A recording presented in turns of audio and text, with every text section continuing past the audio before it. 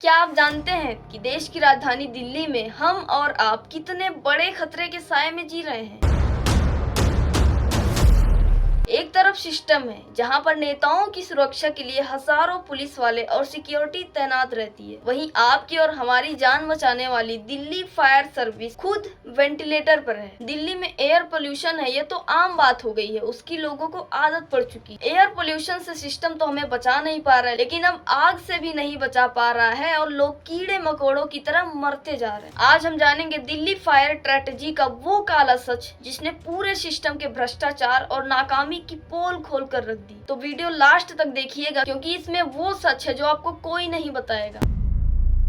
नमस्कार दोस्तों, 3 जून 2026 साउथ दिल्ली का मालवीय नगर, सुबह के लगभग 9 बजे फ्लोरिस स्टे नाम के होटल B&B में ग्राउंड फ्लोर पर स्थित रेस्टोरेंट में अचानक से आग लग जाती है। पहले लोगों को लगा कि छोटी मोटी आग है, बुझ जाएगी, लेकिन देखते ही देखते हालात बिगड़ने लगे। धुआं तेजी से कमरों में, गलियारों में फैलने लगा। जब हालात आउट ऑफ कंट्रोल हो जाती है तब लोग जान बचाने के लिए भागने लगते हैं, लेकिन अनफॉर्चुनेटली उस होटल में एक ही रास्ता था जिससे लोग बाहर निकल सकते थे, बाकी कोई रास्ता नहीं था। होटल की खिड़कियां तक सील थी। आदमी शीशे तोड़ तोड़ के निकले हैं, औरतें भी कूदी हैं, हमें बचाओ, हमें हेल्प दो, हमें हेल्प दो। लोग खिड़कियां तोड़ने लगे और खिड़कियों से कूदने लगे। तभी एक ऐसा ह्यूमैनिटी देखने को मिला जिससे हमें सबक लेना चाहिए। जब होटल में आग जल रही थी, लोग परेशान थे, जान बचाने के लिए इधर उधर भाग रहे थे, तड़प रहे थे, तब होटल के आसपास के लोकल रेसिडेंट्स बिना अपनी जान की परवाह किए रेस्क्यू में लग गए। होटल के पास मैट्रेस शॉप चलाने वाले रियाजुद्दीन मंसूरी और उनके बेटे अरमान ने अपनी दुकान से 20 से ज्यादा मैट्रेस सड़क पर बिछा दिए ताकि लोग इस पर कूद कर बच सकें। जो आग लगी कल, उसके बाद जो गद्दे बिछाए गए, क्या वो आपने बिछाए? जी हाँ, हमने बिछाए थे। वो ये हमारे साथ में लड़के हैं, बच्चे हैं, ये सब इन्होंने काफ़ी मेहनत की, काफ़ी हेल्प की इन्होंने, और उसमें गद्दे बिछा के 7 से 8 लोगों को, 15 लोगों को नीचे उतारा। उसके बाद में उसमें बच गए वो लोग जो अंदर फंसे हुए थे। फिर फायर ब्रिगेड आ गई, वो टाइम पे आई अपने, उसने काफ़ी हेल्प करके, मदद करके शटर काटा, उनको डेड बॉडी को बाहर निकाला। फिर उसमें बेड शीटें वगैरह हमने दी।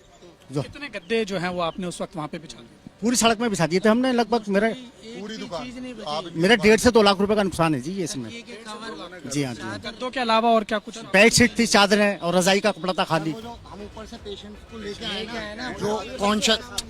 एक मिनट, उस वक्त किसी ने ये नहीं पूछा कि कौन हिंदू है कौन मुस्लिम, सब सिर्फ लोगों की जान बचाने में लगे हुए थे। शायद यही ह्यूमैनिटी की सबसे बड़ी पहचान होती है, लेकिन फिर भी हमारा देश जातिवाद की मानसिकता में जी रहा है। रिपोर्ट्स के मुताबिक मैट्रेस पर कूदने से लगभग 7 से 8 लोगों की जान बची, लेकिन अनफॉर्चुनेटली उस होटल में 21 मासूम की जान चली गई, जिसमें से कुछ विदेशी भी थे जो इलाज के सिलसिले में दिल्ली आए हुए थे। फायर ब्रिगेड को बुलाया गया, लोग रेस्क्यू किए गए, लेकिन फिर भी 21 लोग उस हादसे में अपने जान गंवा बैठे। किस लिए? सिर्फ और सिर्फ होटल के गलत मैनेजमेंट की वजह से। इन 21 लोगों की हुई मौतों में एक परिवार ऐसा भी था जिसने पूरे देश को झकझोर कर रख दिया। गुरुग्राम के उस परिवार की जो सिर्फ अपने बीमार पिता का हाल चाल जानने के लिए आए थे। सीए विवेक अग्रवाल जो अपने परिवार के साथ मालवीय नगर के मैक्स अस्पताल में भर्ती बुजुर्ग पिता से मिलने आए थे। उन्होंने सोचा नहीं होगा कि अपने पिता से मिलने जाना उनके लिए आखिरी दिन साबित हो सकता है। आपको जानकर बहुत दुख होगा कि जो होटल था उसको कानूनी तरीके से सिर्फ 6 कमरे बनाने की इजाजत मिली थी, लेकिन होटल के मालिक ने पैसे के लालच में 6 कमरों की जगह 25 कमरे तैयार किए थे गैर कानूनी तरीके से, जो सालों से चला रहे थे बिना किसी फायर एनओसी के और बिना किसी इमरजेंसी एग्जिट के।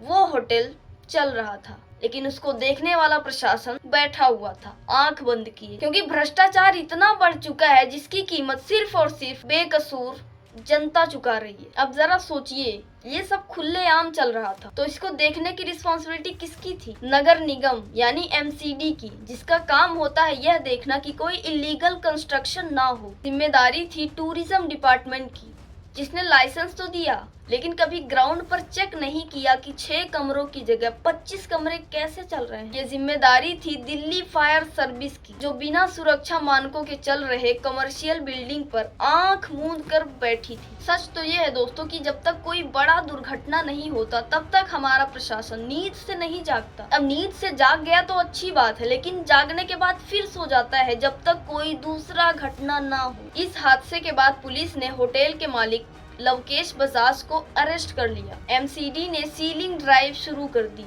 लेकिन जो 21 जानें गईं उन्हें कौन वापस लाएगा? तो इसका सीधा सीधा जवाब है कोई नहीं, क्योंकि सिस्टम की नजर में, प्रशासन की नजर में हम एक कीड़े मकोड़े हैं जिनको सिर्फ कुचला जाता है, ना कि उन्हें बचाया जाता है। दोस्तों, जब ऐसे दुखद हादसे हो जाते हैं तो उन्हें क्या मिलता है? जिनके घर से किसी का बेटा, किसी का पिता, किसी का पति, किसी का भाई चला जाता है, कुछ कंपेंसेशन और जांच हो रही है का लॉलीपॉप। क्यों हर ट्रेजेडी के बाद एक्शन होता है, पहले क्यों नहीं? इस ट्रेजेडी के बाद रेखा जी, जो लोग इंजर्ड हुए हैं, उनसे मिलने जाती हैं, रील शूट होता है।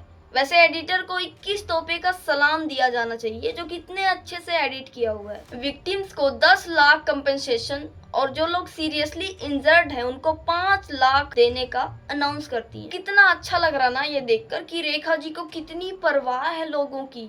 वो खुद गई इंजर्ड लोगों से मिलने, अपने मंत्री को भी तो भेज सकती थी, लेकिन उन्हें परवाह है, इसीलिए वो खुद गई थी मिलने। रेखा जी अगर रीलबाजी से फुर्सत मिल गई हो तो जो दिल्ली में फायर स्टाफ की कमी है, थोड़ा उस पर भी ध्यान दे लीजिए। दोस्तों, क्या आप जानते हैं दिल्ली की 3 करोड़ से ज्यादा आबादी को आग से बचाने वाली दिल्ली फायर सर्विस खुद एक बड़े संकट से जूझ रही है। पूरी दिल्ली में इस समय 71 फायर स्टेशन काम कर रहे हैं, जिनके पास करीब 323 दमकल गाड़ियां हैं। देखने में तो आंकड़े ठीक ठाक लगते हैं, लेकिन डार्क रियलिटी इनके पीछे काम करने वाले स्टाफ से जुड़ी है, क्योंकि दिल्ली फायर सर्विस में एम्प्लॉइज की भारी कमी है। विभाग में कुल 3633 पद हैं, लेकिन काम सिर्फ 2500 एम्प्लॉइज ही कर रहे हैं, यानी सीधे सीधे 1001 पद खाली पड़े हैं। और ग्राउंड पर आग बुझाने वाले जाबाज फायरमैन के 523 पद खाली हैं। स्टेशनों को संभालने वाले स्टेशन अफसरों के लगभग 80% पद खाली पड़े हैं। इसी कमी का असर है कि जो एम्प्लॉयज अभी काम कर रहे हैं उन्हें 24-24 घंटे की कठिन शिफ्ट करनी पड़ती है, और नियमों के मुताबिक अगर इनसे 8 घंटे की शिफ्ट करवाई जाए तो दिल्ली को 9000 से ज्यादा एम्प्लॉयज की जरूरत पड़ेगी। लेकिन करंट में अभी सिर्फ 2500 लोग ही पूरी दिल्ली का बोझ उठा रहे हैं।